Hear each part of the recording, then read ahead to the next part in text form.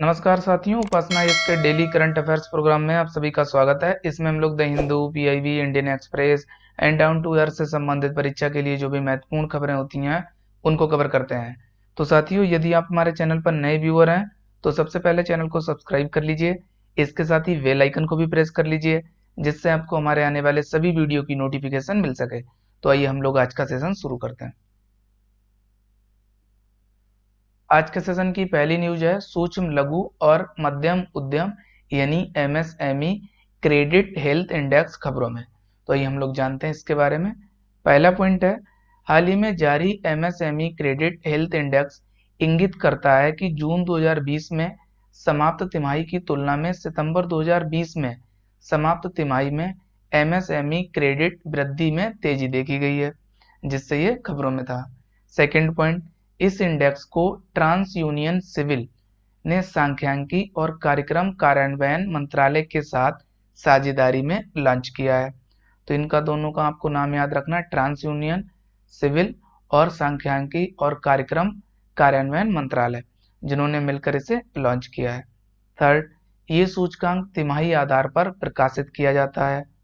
Fourth, ये सूचकांक सरकार, नीति निर्माताओं, ऋणदाताओं और एमएसएमई क्षेत्र के सहभागियों को एमएसएमई क्षेत्र की स्थिति के आकलन के लिए एक संख्यात्मक संकेतक प्रदान करता है। अगला है एमटी स्वर्ण कृष्ण जहाज खबरों में। तो ये हम लोग जानते हैं इसके बारे में। हाल ही में भारतीय नौवहन निगम के जहाज एमटी स्वर्ण कृष्ण के सभी महिला चालक दल ने इतिहास रचा है। ये विश्व समुद्री इतिहास में पहली बार है जब किसी जहाज को सभी महिला अधिकारियों की टीम के साथ यात्रा के लिए रवाना किया गया है। तो ये आपको याद रखना है। अगला है कृषि वानिकी के लिए उप मिशन यानी योजना खबरों में। तो ये हम लोग जानते हैं इसके बारे में।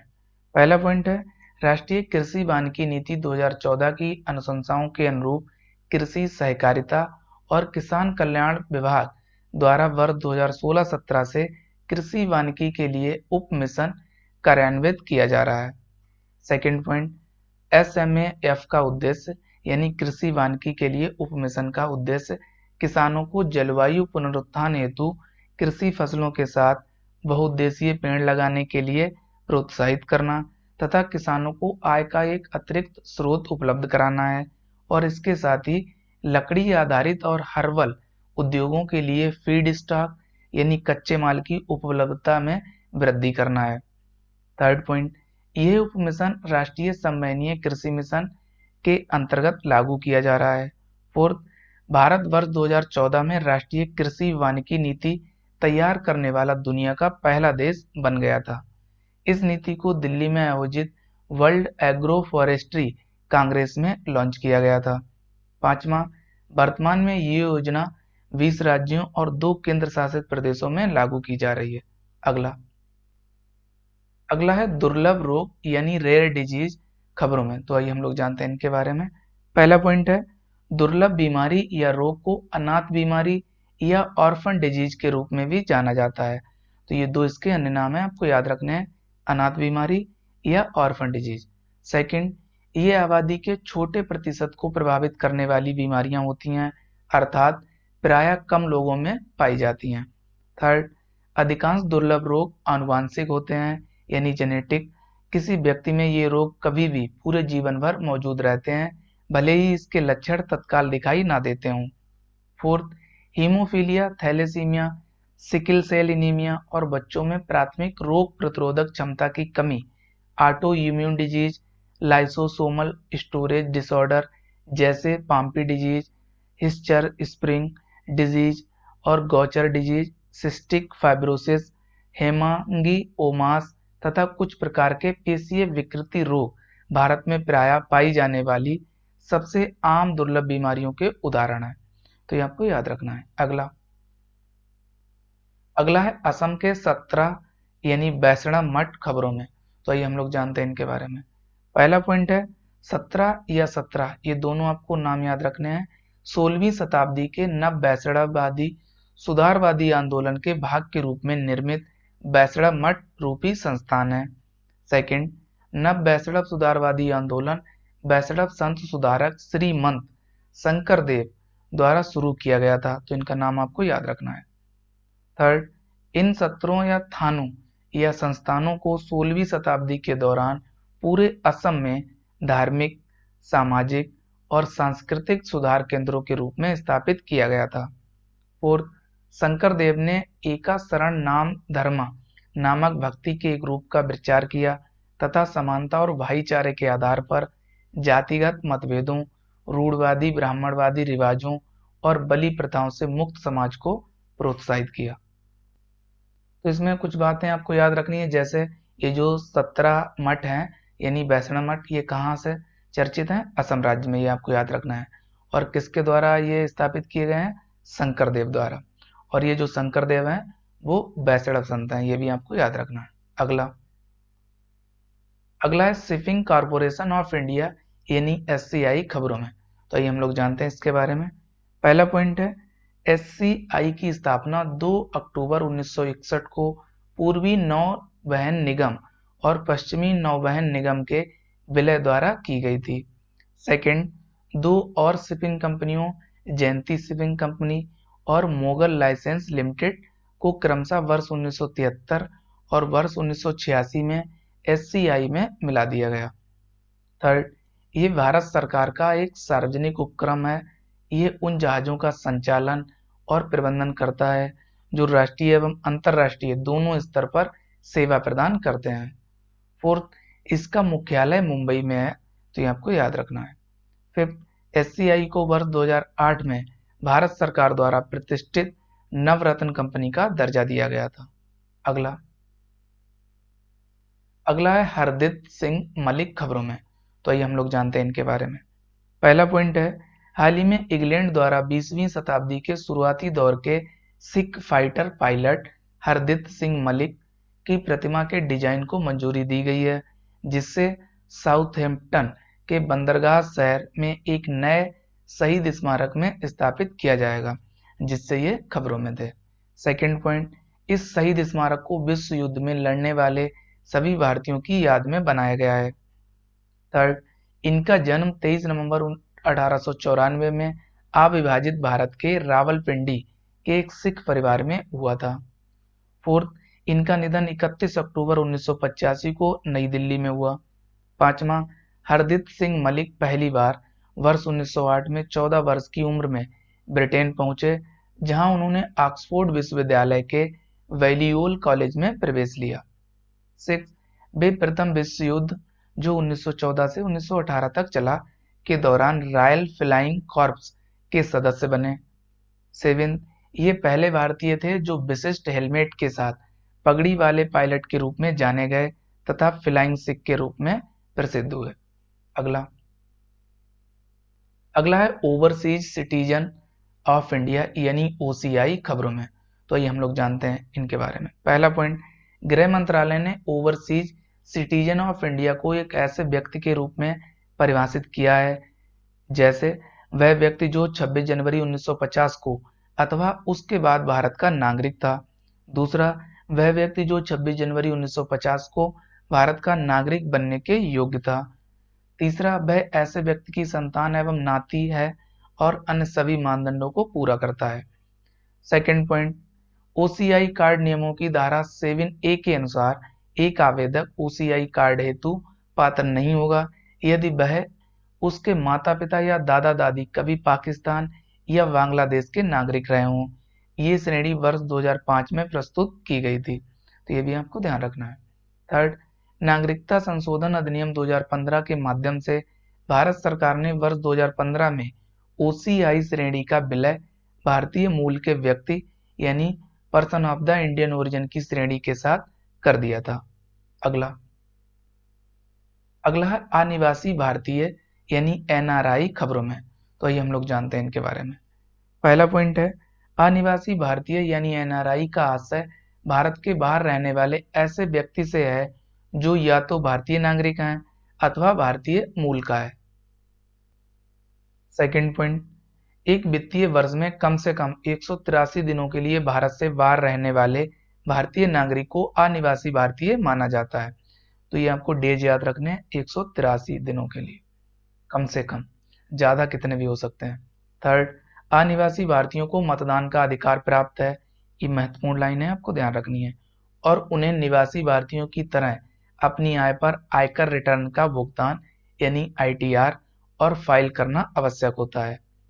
फोर्थ, हालांकि यदि कोई अनिवासी भारतीय विदेशी नागरिकता लेना चाहता है तो उसे भारतीय नागरिकता छोड़नी होगी, क्योंकि भारतीय संविधान दोहरी नागरिकता की अनुमति नहीं देता है। आपको पता होगा जो भारतीय संविधान है उसमें एकल नागरिकता का प्रावधान है। पांचवा, एक व्यक्ति एक साथ भारतीय तथा विदेशी नागरिकता प्राप्त नहीं कर सकता। तो ये पॉइंट भी आपको याद रखना है। अगला अगला है विदेशी व्यक्ति। तो इसमें पहला पॉइंट है जो हमने जानना है, बस विदेशी अधिनियम 1946 के अनुसार विदेशी का आशय ऐसे व्यक्ति से है जो भारत का नागरिक नहीं है। बस इसमें यही पॉइंट है जो हमको याद रखना है, और ये एक्ट भी आपको याद रखना है, विदेशी अधिनियम 1946। अगला है आपातकालीन क्रेडिट लाइन गारंटी योजना यानी ECGLS खबरों में। तो आइए हम लोग जानते हैं इसके बारे में। ये योजना मई 2020 में कोरोना वायरस के कारण लागू लॉकडाउन की वजह से उत्पन्न संकट को कम करने के लिए विशेष रूप से सूक्ष्म लघु और मध्यम उद्यमों को ऋण प्रदान करने हेतु आत्मनिर्भर भारत अभियान पैकेज के एक भाग के रूप में शुरू की गई थी। तो ये आपको याद रखनी है। बेसिकली ये जो स्कीम है वो सूक्ष्म लघु एवं मध्यम उद्यमों को ऋण प्रदान करने के लिए शुरू की गई थी। अगला है राष्ट्रीय credit guarantee trustee company limited खबरों में। तो आइए हम लोग जानते हैं इसके बारे में। पहला पॉइंट है NCGTC यानी राष्ट्रीय credit guarantee trust company limited company अधिनियम 1956 के तहत वर्ष 2014 में निगमित एक निजी लिमिटेड कंपनी है। सेकंड, इससे वित्तीय सेवा विभाग वित्त मंत्रालय द्वारा भारत सरकार के पूर्ण स्वामित्व वाली कंपनी के रूप में स्थापित किया गया है, जो क्रेडिट गारंटी के लिए एक सामान्य ट्रस्टी कंपनी के रूप में कार्य करती है। तो ये मिनिस्ट्री भी आपको याद रखनी है, वित्त मंत्रालय। थर्ड, ऋण गारंटी कार्यक्रम उधारदाताओं के उधार जोखिमों को साझा करने के लिए डिजाइन किए गए और ये संभावित ऋण प्राप्तकर्ताओं के लिए वित्त तक पहुंच की सुविधा प्रदान करते हैं। अगला है भारतीय विज्ञान अनुसंधान फेलोशिप खबरों में। तो आइए हम लोग जानते हैं इसके बारे में। पहला पॉइंट है, हाल ही में 6 देशों के 40 छात्रों को भारतीय विज्ञान अनुसंधान फेलोशिप 2021 पुरस्कार प्रदान किया गया है, जिससे ये फेलोशिप न्यूज में थी। सेकंड पॉइंट, भारत के पड़ोसी देशों के साथ सहयोग और साझेदारी बढ़ाने की पहल के अंतर्गत विज्ञान एवं प्रौद्योगिकी विभाग ने साइंस एंड टेक्नोलॉजी साझेदारी विकसित करने के उद्देश्य से ISRF यानी इंडियन साइंस रिसर्च फेलोशिप कार्यक्रम को आरंभ किया। थर्ड पॉइंट, इस कार्यक्रम को अफगानिस्तान, बांग्लादेश, भूटान, मालदीव, म्यांमार, नेपाल, श्रीलंका और थाईलैंड के शोधार्थियों के लिए शुरू किया गया है। तो ये कंट्री भी आपको याद रखने हैं। फोर्थ, इस कार्यक्रम का क्रियान्वयन वर्ष 2015 से किया जा रहा है। तो ये वर्ष भी आपको ध्यान रखना है।